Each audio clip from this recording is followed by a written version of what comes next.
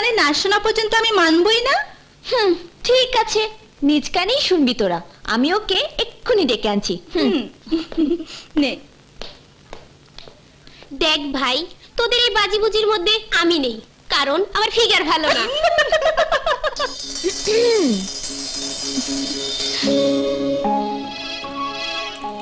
ও love letter বুঝি? কোনো দরকার নেই। আসলে আমি তোমাকে মোটেও ভালোবাসি না, বান্ধবীদের সাথে বাজি ধরেছি। তোমাকে আমার সাথে ওদের সামনে গিয়ে বলতে হবে, রূপালী আমি তোমাকে ভালোবাসি, তোমাকে ছাড়া আমি বাঁচবো না। এই চলো। সরি। যদি তুমি না বলো জানো তোমার কি হবে? যাই হোক, আমি বলবো না। প্লিজ রাজু, আমি বাজিতে হেরে যাব, ওদের সামনে আমার মুখ থাকবে না। একবার, শুধু একবার বলবে। এটা ছাড়া আপনি যা কিছু বলবেন আমি করব।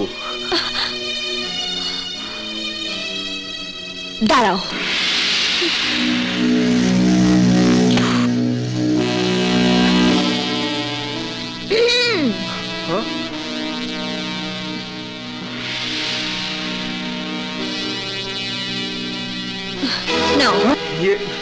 না না, এইসবে আমার অভ্যাস নেই। তুমি এইমাত্র বলেছো আমি যা কিছু বলবো তুমি তাই করবে। যদি না খাও তবে তোমার চাকরি থাকবে না। Mind it.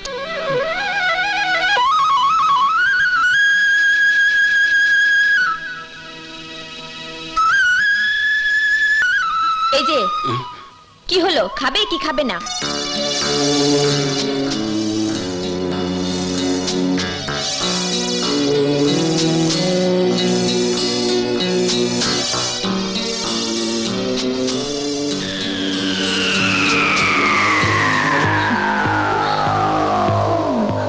কি হলো, খাও।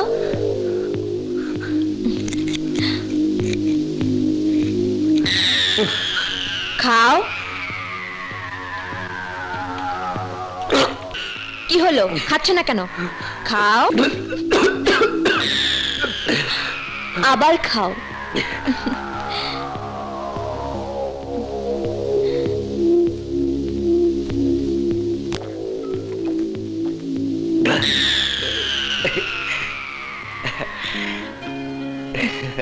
শালা নেশায় বুধ হয়ে গেছে।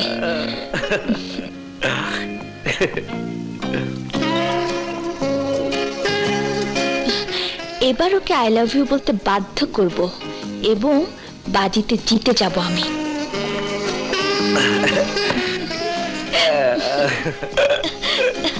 কি হয়েছে? কি হয়েছে? কেমন লাগে?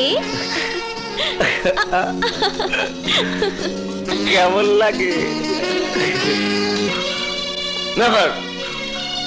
রাজু প্লিজ একবার ওদের সামনে গিয়ে বলে দাও না তুমি আমাকে ভালোবাসো, তা না হলে আমি বাজিতে হেরে যাব। তুমি হেরে গেলে আমার কি? হ্যাঁ আমার কি? রাজু, ভালোবাসা, ভালোবাসার অর্থ বোঝো তুমি? হ্যাঁ বোঝো? বলো ভালোবাসার মানে কি? আরে ভালোবাসা কোনো সাধারণ জিনিস নয়, বুঝলে? ভালোবাসা মহান, ভালোবাসা মহান। এত বড় সাহস তোর! তুই আমার গায়ে হাত দিয়েছিস, আমাকে প্রেমের কথা বলিস? বদমাশ! রূপালী কি হয়েছে? দেখো না ড্যাডি, মাতাল হয়ে যা তা বলছে। ও বলছে ও আমাকে ভালোবাসে, আমাকে বিয়ে করতে চায়। না, আমি এসব বলিনি, বিশ্বাস করুন স্যার, আমি এসব বলিনি, এসব আমি বলিনি স্যার। বেঈমান নেমো হারাম! স্যার বিশ্বাস করুন স্যার। তোর এত বড় সাহস, আমার মেয়েকে প্রেম নিবেদন করিস? স্যার এসব বলিনি স্যার, এসব বলিনি স্যার, বিশ্বাস করুন স্যার।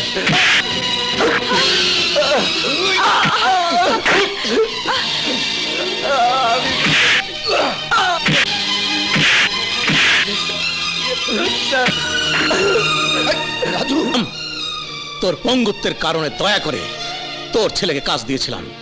তোরা ছোট লোকের বাচ্চারা যে পাতে খাস সেই পাতি ফুটো করিস। আমার মেয়েকে প্রেমের জালে ফাঁসিয়ে তোরা কোটিপতি হতে চাস? না না না না সাহেব, এ আপনি কি বলছেন? একবার তুই আমাকে বাঁচাতে গিয়ে তোর পা হারিয়েছিলি, শুধু এই জন্যই তোর ছেলেকে জীবন ভিক্ষা দিলাম। এরপর যদি কোনোদিন আমার মেয়ের সাথে প্রেমের নাটকের চেষ্টা করে তাহলে আমি ওকে জানে মেরে ফেলবো। না সাহেব না, দোহাই আপনার, এ ভুল আর হবে না। আমরা তো শুধু এক মুঠো ভাতের স্বপ্নই দেখতে পারি, ভালোবাসার না। ও এখনো অবুঝ, আমি ওকে বুঝিয়ে দেব। আপনি ওকে এবারের মতো ক্ষমা করুন, ক্ষমা করুন সাহেব, ক্ষমা করুন সাহেব, ক্ষমা করে দিন। বিশ্বাস করো বাবা, আমি কোনো অন্যায় করিনি, আমি কিছু করিনি বাবা। আমি তোকে এত বছর ধরে লালন পালন করে মানুষ করেছি, আমি জানি না, আমি জানি না তুই কেমন ছেলে। কাঁদিস না বাবা, কাঁদিস না। ভাত খাসনি কেন? আমার খিদে নেই। মার তো খেলো ওই বেচারা রাজু, আর পেট তোর ভরে গেল। রবি আমাকে সব বলেছে, সামান্য বাজিতে জেতবার জন্যে, নিজের আনন্দের জন্যে এত বড় তুফান খাড়া করে দিলি তুই। ও একটা ভদ্র ছেলে, যে তোর বাবার এত মারপিট সয়েও নিজের মুখ খোলেনি। এখন যদি সে অপমানের যন্ত্রণায় আত্মহত্যা করে কি হবে তখন? অর্থ সম্পদ থাকলে সন্তান যদি এতই বিগড়ে যায়, তাহলে বাবা মা গরিব হওয়াই তো অনেক অনেক ভালো। অন্তত সন্তান তোর মতো অমানুষ হবে না। মা, জেদি আর অহংকারী মেয়ে না হয়ে সাধারণ একটা ভালো মেয়ে হয়ে বাঁচার চেষ্টা কর, তাতেই জীবন সুন্দর হবে। এই চিঠিটা রাজুর হাত থেকে পড়ে গিয়েছিল।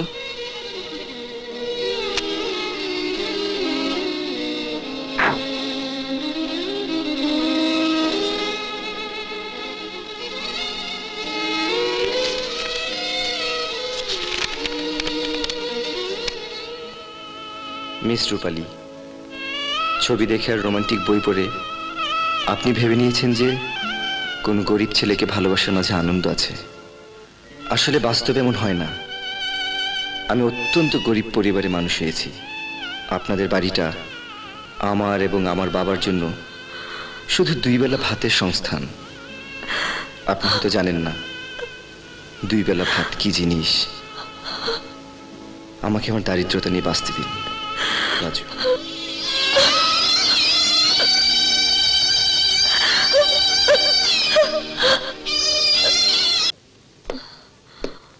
রাজু,